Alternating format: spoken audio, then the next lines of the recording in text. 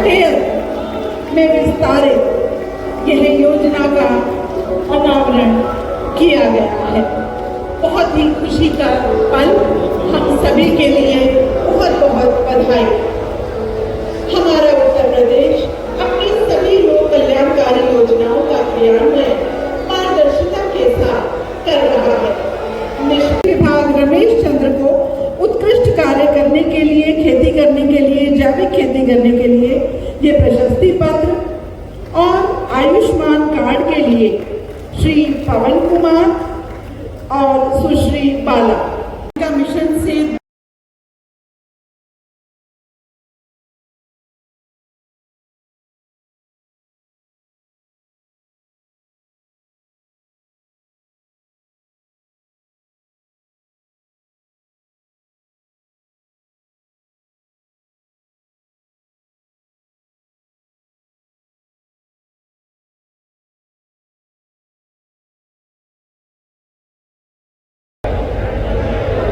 integrated new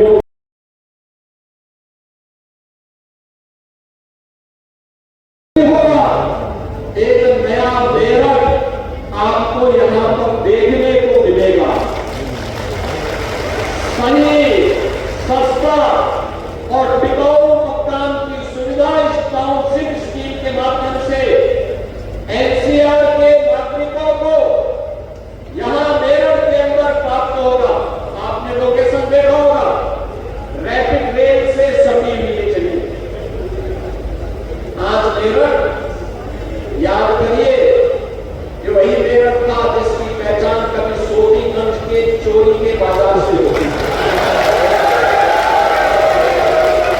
ये वही मेरठ है, लेकिन आज सोटीगंज अपने आकाओं के साथ ही सोता हुआ चला गया।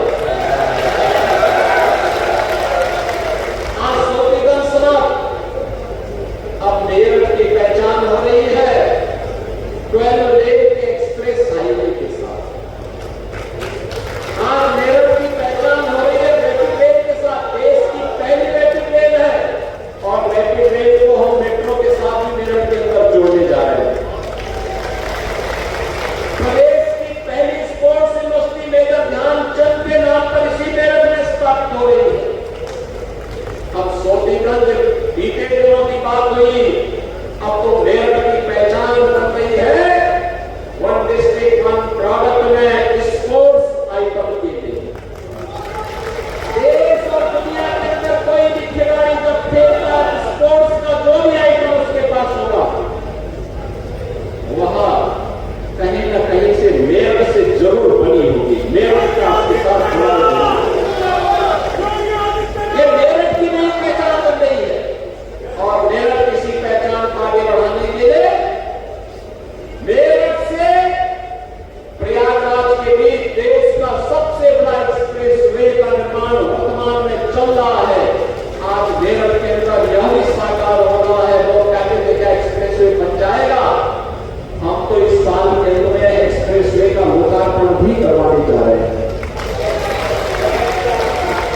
यहां से लखनऊ की दूरी मात्र 6 घंटे के अंदर आप पूरे करेंगे और एक्सप्रेस वे को मेरठ से हरिद्वार तक पहुंचाने की कार्रवाई को भी हम लोग सर्वे कार्य हमने प्रारंभ कर दिया है। भाइयों, मेरठ को आज एक नई पहचान दिलाई जा रही है। मेरठ के अंदर हम लोगों ने इनर रिंग रोड के निर्माण के कार्यक्रम को भी हम लोग आज अपनी स्वीकृति दे रहे हैं। इस कार्यक्रम की 14 रात हम एक बैठक करने जा रहे हैं, बड़ी बैठक। इनर रिंग रोड मेरठ की बनेगी जो मेरठ को नई पहचान दिलाएगी विकास की। यहां पर इंटीग्रेटेड टाउनशिप के साथ साथ एक टाउनशिप ही लगभग 2,500 करोड़ की है। विधायक उत्तर प्रदेश सरकार में मंत्रिमंडल के मेरे सहयोगी श्री सोमेंद्र तोला जी, उत्तर प्रदेश सरकार में पीडब्ल्यूडी के राज्य मंत्री ब्रजेश सिंह जी, लोकप्रिय सांसद श्री अरुण गोविल जी, राज्यसभा के माननीय सांसद डॉक्टर लक्ष्मीकांत वाजपेयी जी, माननीय सांसद श्री राजकुमार सांगवान जी, आज के इस कार्यक्रम में उपस्थित जिला पंचायत अध्यक्ष श्री गौरव चौधरी जी, महापौर हरिकांत अहलुवालिया जी, भारतीय जनता पार्टी के क्षेत्रीय अध्यक्ष श्री सत्येंद्र सिसोदिया जी, विधान परिषद के सदस्य श्री अश्विनी त्यागी जी, श्री चंद शर्मा जी, धर्मेंद्र भारद्वाज जी, माननीय विधायक अमित अग्रवाल जी, माननीय विधायक गुलाम मोहम्मद जी, जिला अध्यक्ष शिव कुमार राणा जी, महानगर अध्यक्ष विवेक रस्तोगी जी, आज के इस कार्यक्रम में उपस्थित इस क्षेत्र के सभी सम्मानित नागरिकों, बहनों और भाइयों, आज सावन मास का अंतिम सोमवार है। बाबा ओगड़नाथ के श्री चरणों में नमन करते हुए इस न्यू इंटीग्रेटेड टाउनशिप स्कीम के लिए मैं आप सबको हृदय से बधाई देता हूं। बहनों और भाइयों, प्रदेश के अंदर आदरणीय प्रधानमंत्री जी के विजन के अनुरूप इंटीग्रेटेड टाउनशिप स्कीम को आगे बढ़ाने के क्रम में एनसीआर की एक दूसरी ऐसी परियोजना है जिसे आज यहां पर शुरू किया जा रहा है। याद रखना, जब भारतीय देश के यशस्वी प्रधानमंत्री जी ने देश की अर्थव्यवस्था को $5 ट्रिलियन की इकोनॉमी बनाने का लक्ष्य निर्धारित किया था, तो उस समय उत्तर प्रदेश को हम लोगों ने $1 ट्रिलियन की इकोनॉमी बनाने का एक लक्ष्य रखा। पर्यटन सुविधाओं को आगे बढ़ाने के साथ ही यहाँ के मेरठ के सर्किट हाउस को भी नए सिरे से बनाने के कार्यक्रम को भी हम आगे बढ़ाने जा रहे हैं। ये नया भारत है और नए भारत का नया उत्तर प्रदेश भी, जिसमें माफिया और अपराधी के लिए कोई जगह नहीं। जो उत्तर प्रदेश आज अपनी विरासत और विकास की यात्रा के लिए जाना जाता है, ये मेरठ है, क्रांति की धरा है। बाबा ओगड़नाथ की कृपा से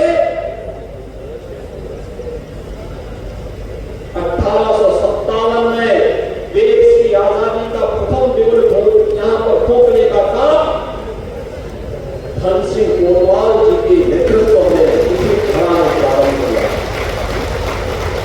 याद करिए यहां के क्रांतिकारियों के बलिदान को, जो लोग जाति के नाम पर काट करके सामाजिकता में वाले को छिन्न भिन्न कर रहे हैं, ये सब समाज के दुश्मन हैं। ये लोग दीमक की तरह समाज को खोखला कर रहे हैं। इनसे सावधान रहने की आवश्यकता है। याद रखना, आज विकास इसलिए हो पा रहा है क्योंकि डबल इंजन की सरकार राष्ट्रवाद के मुद्दे पर बड़ी प्रतिबद्धता के साथ बिना भेदभाव के एक और शासन की योजना का लाभ प्रधानमंत्री मोदी जी के विजन के अनुरूप सबका साथ, सबके विकास के भाव के साथ आगे बढ़ाने का कार्य कर रही है। तो दूसरी ओर इंफ्रास्ट्रक्चर के आधुनिक विकास के कार्यक्रम के साथ आपके शहर को, आपके जनपद को प्रदेश और देश की राजधानी के साथ जोड़ने का कार्य कर रही है। क्या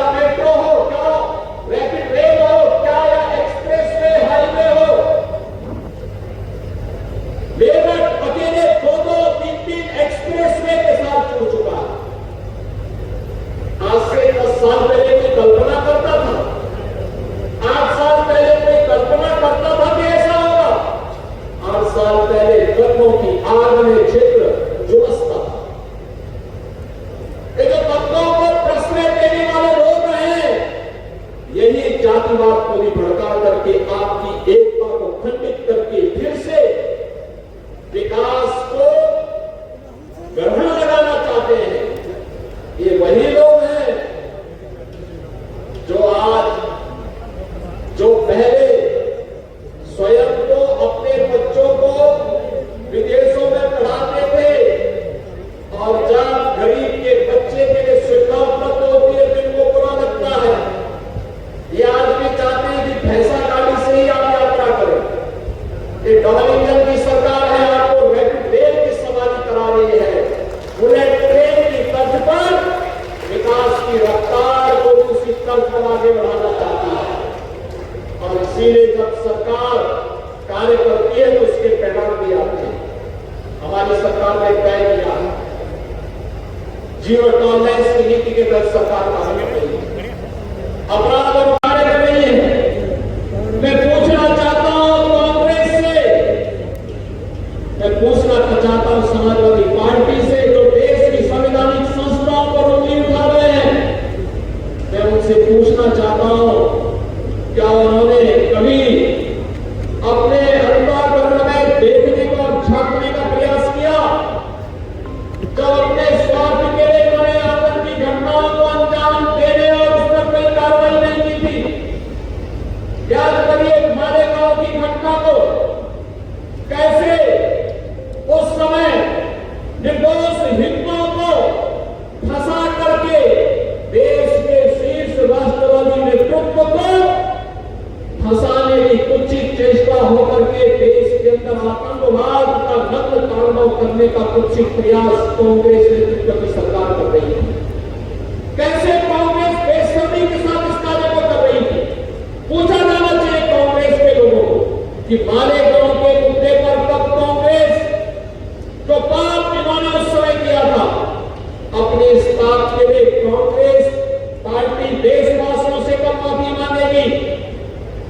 कब वहां एक और संवैधानिक संस्थाओं को खड़ा करने का प्रयास करती है और दूसरी तरफ आतंकवाद के प्रति पूरी सॉफ्ट कॉर्नर रख करके उनके बचाव के लिए अनेक रणनीति तैयार करती है और तीसरी ओर समाज को जाति के नाम पर, क्षेत्र के नाम पर और भाषा के नाम पर बांटने की भी बेशर्मी कर रही है। बहनों और भाइयों, हम सबको इस बारे में ध्यान रखना होगा। जिन कारणों से इस देश के बलिदानियों को अपनी शहादत देनी पड़ी थी और महान क्रांतिकारियों की क्रांति धरा है मेरठ, उनका बलिदान व्यर्थ नहीं जाना चाहिए। उन्होंने देश की स्वाधीनता के लिए अपना बलिदान दिया था। उन्होंने अपने आप को बलिदान इसलिए नहीं दिया था कि देश को आजादी मिले और आजादी के बाद हम जातीय सेनाएं खड़ी करके आपस में लड़ भिड़ करके फिर से देश को गुलामी की तरफ धकेले, दंगों की आग में झोंके, सोबीगंज जैसे चोर के बाजार को फिर से बनवाने का काम करे। यह तो समाजवादी पार्टी और कांग्रेस को ही मुबारक है। वे दंगा भी कराते हैं, सोबीगंज के अपराधियों को भी चरण वंदना करते हैं, उनको पनपाते भी हैं, हर माफिया और हर गुंडे को प्रश्रय देते हैं। यही तो अंतर है।